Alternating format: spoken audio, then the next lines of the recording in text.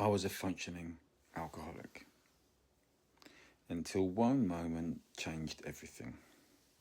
I thought I'd go a little bit deeper on the 5 things that changed my life. So, hey, look, I knew I had a drinking problem, but I wasn't waking up with vodka, I wasn't homeless.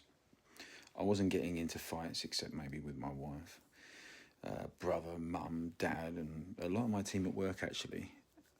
But I still held down a job, ran a business, paid my bills. So how could I have a problem, right?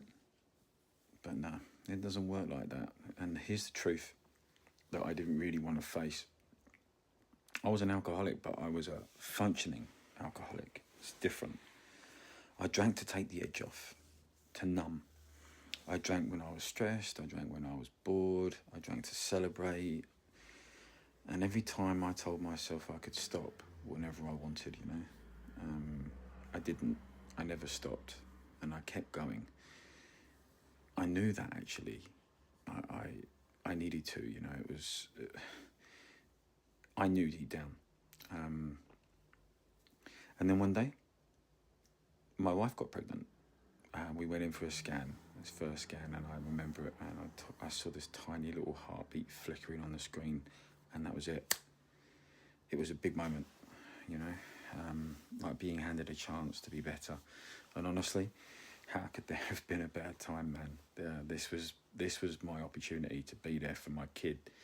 I knew I wanted to be the best dad I could, so alcohol had to go, I didn't want to be one of those dads. It was a moment, I looked at that image and everything started to change in me, like some dormant gene came online.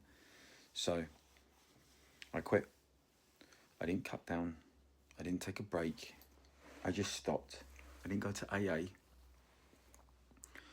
I just stopped the drink. I stopped everything, the drugs, weed, everything, vaping. I just did it cold turkey, and I've not looked back. And it's difficult to explain how I did it. But also, I won't lie to you. It was tough. I had to feel everything that I'd been numbing for years.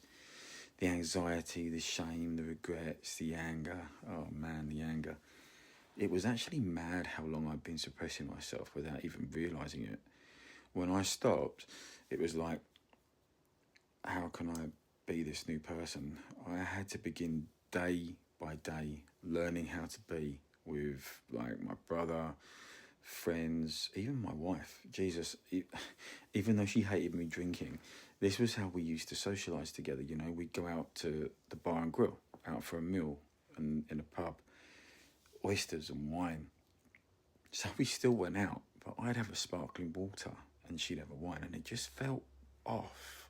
But the deepest part of me kept saying, stick with this, stick with this. So I did. And I got stronger day by day. Less and less I thought about it. Everything started to calm down after a while, and I started to acclimatise. But the thing was that I started to feel a lot better. The experience was like an immersive feeling that lasted, but just continued lasting. It's like a new life, man. And every Friday night that came round, I still felt that little twitch, but I stood firm. And for the first time in years, I started showing up as a guy that I wanted to be, and kind of deep down knew I could be. Jesus, it wasn't plain sailing, and in fact, it opened doors to lots more shit that I'd been holding back. I started looking at other things that I could explore, like therapy, men's work, men's group retreats, all that kind of stuff, to explore this new part of me that had started to surface. Anyway, more about that another time. If you're where I was, drinking every night, telling yourself that it's normal, I'm telling you that it's really not. It's not. And deep down, you probably already know that. You don't need rock. You don't need to hit rock bottom.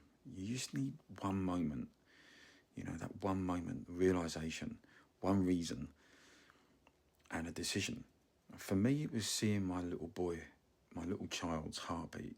I didn't even know he was going to be a boy by then. But I saw his little heartbeat, and it just changed everything. So what's that moment going to be for you? what is it going to take?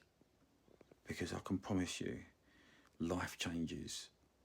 Life changes so deeply and things shift so deeply when you stop numbing yourself and start feeling.